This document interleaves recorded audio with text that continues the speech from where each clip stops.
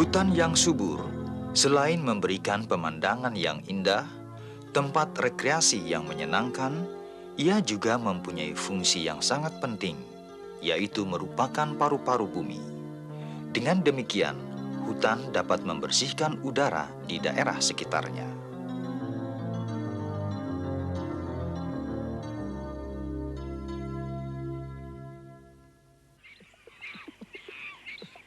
Udara yang bersih memberikan kesehatan kepada makhluk yang hidup di sekelilingnya. Hutan basah yang disebut hutan hujan tropis atau tropical rainforest adalah salah satu dari daerah habitat atau bioma yang ada di permukaan bumi. Secara umum, yang disebut bioma adalah suatu ekosistem dalam skala besar yang ditandai dengan jenis-jenis tumbuhan atau flora yang khas. Perbedaan jenis dan letak bioma ditentukan oleh garis lintang ketinggian di atas permukaan laut, jumlah sinar matahari, dan banyaknya curah hujan yang diterima di daerah tersebut.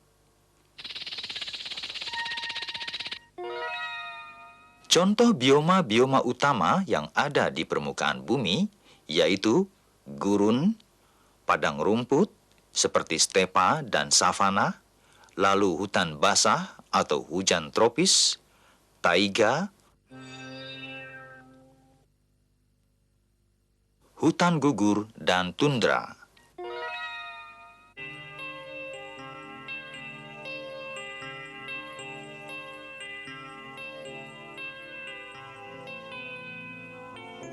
Ciri fisiografik dari hutan basah yaitu bahwa hutan basah terdapat di daerah tropika sampai ke daerah subtropika.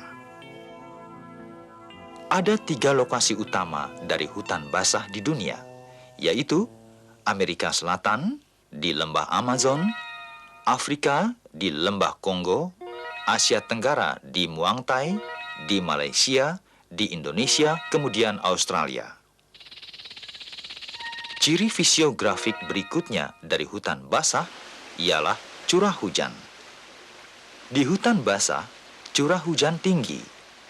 Hujan turun rata-rata sepanjang tahun, dan curah hujan itu antara 100 cm sampai 250 cm per tahunnya. Karena hujan turun sepanjang tahun, maka persediaan air di hutan cukup. Bermacam-macam spesies atau jenis tumbuhan tumbuh di hutan, membuat hutan menjadi lebat. Karena lebatnya hutan, kelembaban di dalam hutan relatif tinggi. Dengan demikian, perbedaan suhu antara siang dan malam tidak begitu besar. Artinya, suhu hampir tetap sepanjang hari, yaitu rata-rata antara 18 derajat sampai 23,5 derajat Celcius. Karena sinar matahari bersinar terus-menerus sepanjang tahun, sehingga terdapat pohon-pohon yang tinggi dan besar. Pohon-pohon semacam ini dapat mencapai ketinggian 20 sampai 40 meter.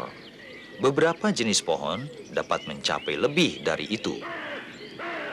Pohon-pohon yang besar itu, bagian atasnya bercabang-cabang, berdaun lebat dan rapat, sehingga membentuk tudung atau kanopi. Karena keadaan tudung yang rapat oleh daun-daun dan cabang-cabang, maka sinar matahari tidak dapat menembus tudung sampai ke dasar hutan. Sehingga daerah atau lapisan di bawah tudung tidak mendapat sinar matahari sebanyak lapisan tudung. Dengan demikian, terjadi perubahan-perubahan iklim sekitar yang disebut iklim mikro, mulai dari tudung sampai ke dasar hutan. Dengan demikian, di hutan basah terdapat iklim makro dan iklim mikro. Secara umum, iklim makro ialah keadaan alam atau cuaca yang meliputi daerah yang luas dalam waktu yang panjang. Iklim semacam ini terdapat di daerah sekitar hutan. Sedang iklim mikro ialah keadaan cuaca pada daerah-daerah atau lapisan-lapisan yang mendapat curahan cahaya matahari atau intensitas cahaya matahari yang berbeda-beda satu sama lain. Keadaan semacam ini terdapat pada lapisan-lapisan hutan di bawah tudung.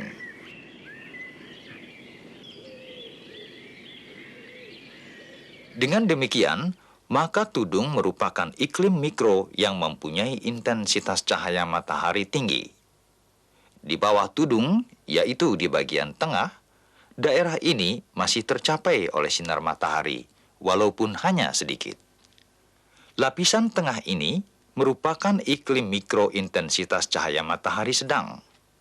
Kemudian di dasar hutan, karena banyaknya pohon yang tinggi, serta rapatnya jenis-jenis tumbuhan lainnya, maka sinar matahari tidak dapat tembus ke dasar hutan. Oleh karena itu, daerah ini gelap sepanjang hari dan merupakan iklim mikrointensitas cahaya matahari rendah.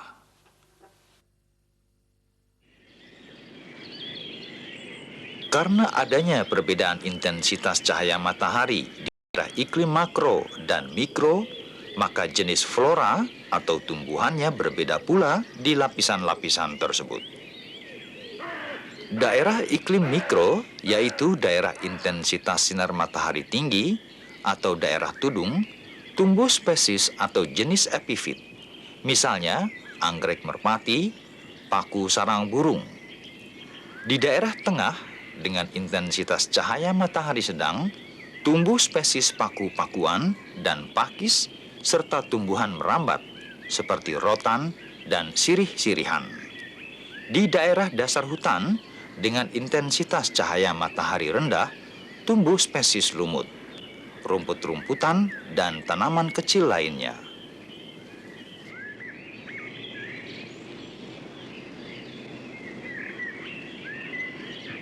Perbedaan tumbuhan di hutan tersebut dapat pula dibedakan berdasarkan jenisnya, yaitu terbagi dalam dua jenis. Pertama disebut vegetasi utama. Tumbuhan jenis ini bisa berdiri sendiri, berupa pohon yang besar dan kokoh. Misalnya pohon kayu besi, pohon mahoni, pohon palem, pohon beringin, dan randu hutan. Kedua disebut vegetasi penumpang. Tumbuhan sejenis ini memerlukan tanaman inang untuk pertumbuhan dan hidupnya. Contohnya ialah jenis epifit dan tumbuhan merambat yang disebut liana. Yang termasuk epifit misalnya, tanaman anggrek merpati, lumut kerak, paku sarang burung, dan beberapa tumbuhan lainnya.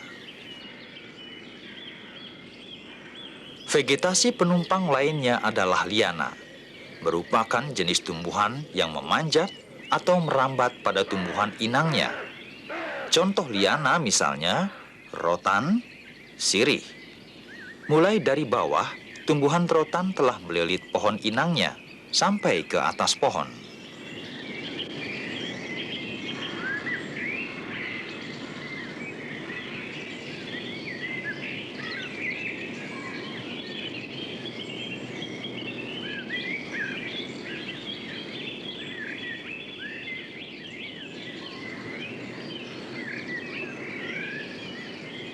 Hutan lebat yang terletak di pegunungan maupun di dataran rendah suatu saat dapat saja punah atau rusak. Kerusakan itu bisa saja disebabkan oleh bencana alam, seperti tanah longsor, gunung meletus, dan yang semacamnya. Dapat pula oleh ulah manusia, seperti penebangan hutan.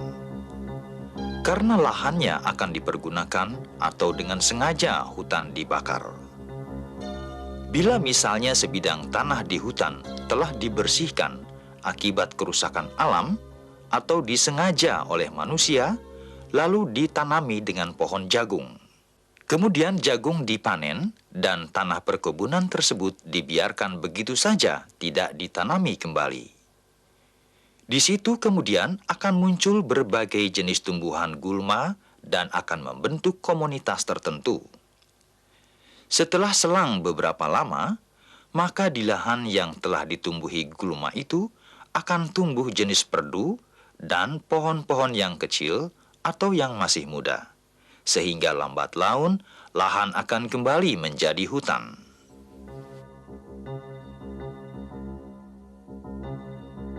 Bila selama berjalannya proses tumbuh itu, tanaman tidak diganggu dengan penebangan lagi, maka proses tersebut berjalan ke satu arah, yaitu dari gulma ke jenis perdu, lalu pohon-pohon muda. Proses perubahan dalam komunitas yang berlangsung menuju ke satu arah secara teratur disebut suksesi. Suksesi berakhir dengan sebuah komunitas atau ekosistem yang disebut klimaks atau stabil. Keadaan alam yang demikian mencapai keseimbangan alam. Ada dua macam suksesi, yaitu suksesi primer dan suksesi sekunder.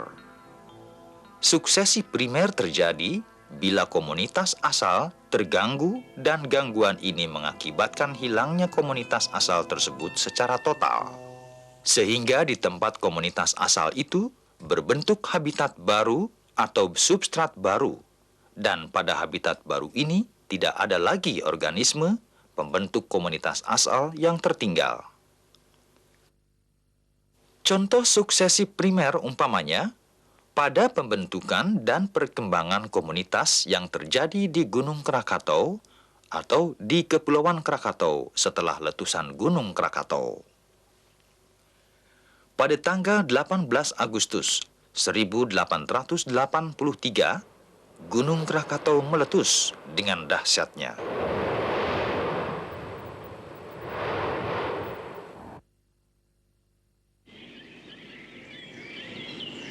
Setelah diteliti para ilmuwan, 3 tahun setelah meletus, komunitas berkembang di daerah sekitar Krakatau.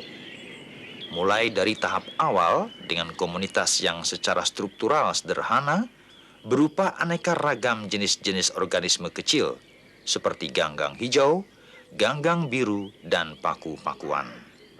Sampai menjadi komunitas yang lebih kompleks, dengan keanekaragaman jenis yang relatif tinggi. Dalam perkembangan komunitas di Krakatau, terjadi 2 jalur perubahan, yaitu yang mengarah ke pembentukan komunitas klimaks di bagian tengah dan di bagian atas pegunungan. 14 tahun pertama, setelah hutan klimaks kawasan tengah terganggu karena letusan Krakatau, terdapat komunitas ganggang dan paku-pakuan. Kemudian muncul komunitas rumput-rumputan. Setelah itu, terdapat komunitas gelagah. Berikutnya muncul komunitas mahang dan ara, lalu hutan gempol campuran. Sedangkan di daerah kawasan atas, selama 23 tahun pertama, komunitas ganggang dan paku-pakuan yang hidup. Kemudian timbul komunitas sitrandra. Setelah itu muncul hutan gempol, lalu berikutnya lagi muncul hutan gempol campuran. Maka kurang dari 50 tahun setelah letusan, Krakatau dipenuhi oleh hutan kembali. Dan setelah 100 tahun kemudian, hutan sudah mencapai keseimbangan alam atau klimaks kembali.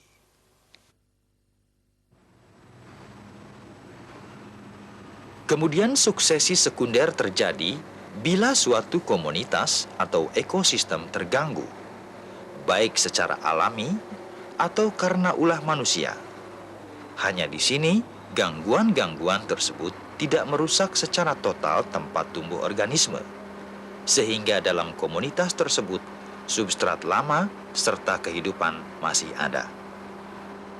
Dengan demikian, pada suksesi sekunder, biji-biji dan benih yang membentuk komunitas pada tahap awal bukan saja berasal dari luar, tetapi juga dari dalam habitat itu sendiri. Umpamanya hutan asli atau hutan klimaks keadaannya terganggu. Misalnya dibakar dengan sengaja. Maka komunitas di atas tanah dapat rusak sama sekali. Tetapi di bawah tanah mungkin ada bagian-bagian yang tidak terlalu parah kerusakannya, sehingga di situ masih ada biji-biji benih tertinggal dan tumbuhan tersisa berupa tunggul atau akar tinggal. Kemudian karena hilangnya komunitas tumbuhan di permukaan tanah dan menerima sinar matahari serta curahan hujan dengan langsung. Dengan demikian, biji-biji jenis pionir yang terdapat di dalam tanah itu akan bersemi.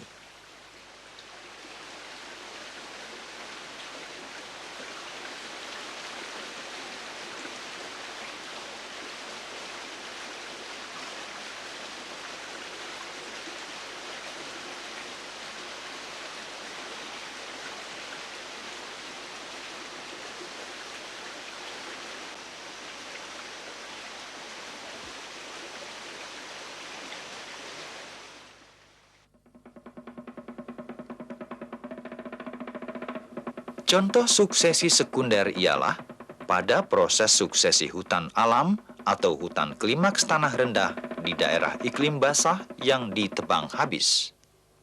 Setelah beberapa lama di hutan yang telah dirusak itu, tumbuh komunitas rumput pahit. Bila keadaan tanah tidak digarap, maka komunitas berikutnya yang terbentuk adalah belukar muda, seperti perdu terna dan pohon-pohon. Bila belukar muda dibiarkan tanpa gangguan, maka tahap berikutnya akan berbentuk belukar tua atau hutan muda yang mempunyai keanekaragaman jenis tumbuhan yang tinggi. Bila hutan muda ini tidak mendapat gangguan, maka akan terbentuk hutan klimaks dan suksesi pun berhenti.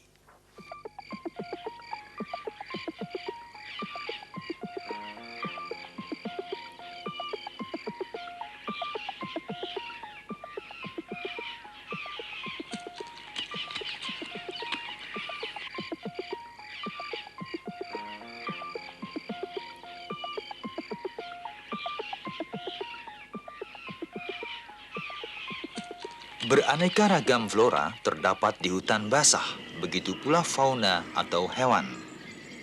Berjenis-jenis hewan tinggal di dalam hutan basah. Ada yang tinggal di daerah tudung, di bawah tudung, dan di daerah dasar hutan. Hewan-hewan itu ada yang aktif atau hidup di siang hari dan disebut hewan diurnal. Sebagian lagi aktif di malam hari dan disebut hewan nokturnal. Hewan yang aktif di siang hari, misalnya beberapa jenis burung, dan burung banyak ditemui di daerah tudung.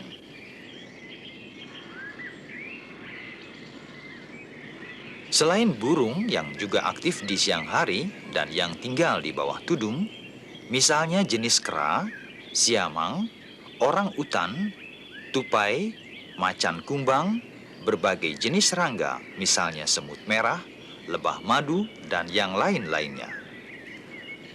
Hewan yang aktif di siang hari dan tinggal di dasar hutan, misalnya harimau, badak, gajah, rusa, dan binatang-binatang lainnya. Adapun hewan yang aktif di malam hari, misalnya kalong, kelelawar, serangga, burung hantu, dan lain-lainnya sebagai penghuni tajuk.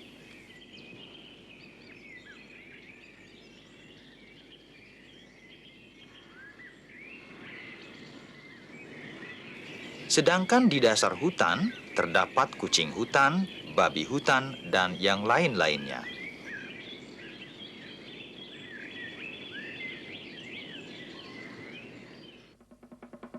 Semua hutan basah, walaupun terletak di benua yang berbeda, mempunyai flora dan fauna yang berbeda. Umpamanya di Amerika Selatan, di hutan basah lembah Arizona, terdapat pohon aru, bireh, maple, cecropia, dan lain-lainnya. Sedangkan binatang-binatang yang terdapat di sana, misalnya jaguar, monyet, labah-labah yang lincah, monyet raung yang mengeluarkan suara yang nyaring, kukang, burung kondor, dan lain-lainnya.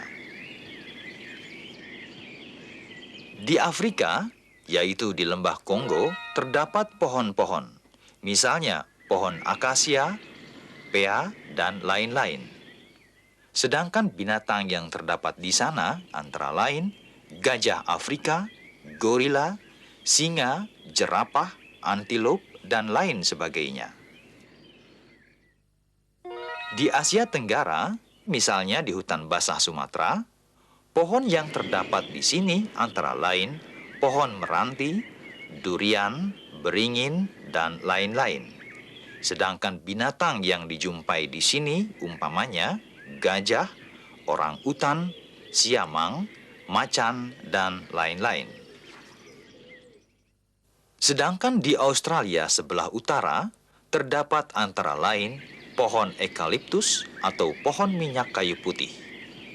Binatang yang terdapat di Australia Utara itu antara lain kanguru, walabi, koala, burung kakak tua, dan lain sebagainya.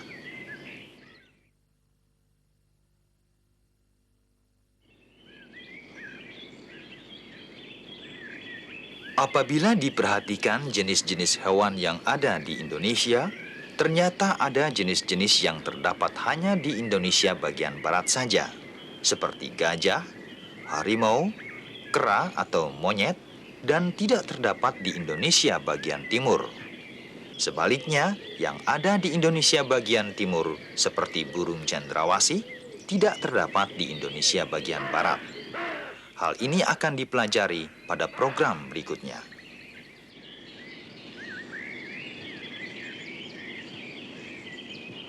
Demikianlah, Indonesia dengan hutan basahnya yang luas mempunyai beraneka ragam flora dan fauna yang berharga. Kita bangga mempunyainya. Sepatutnya lah dijaga dan dilestarikan.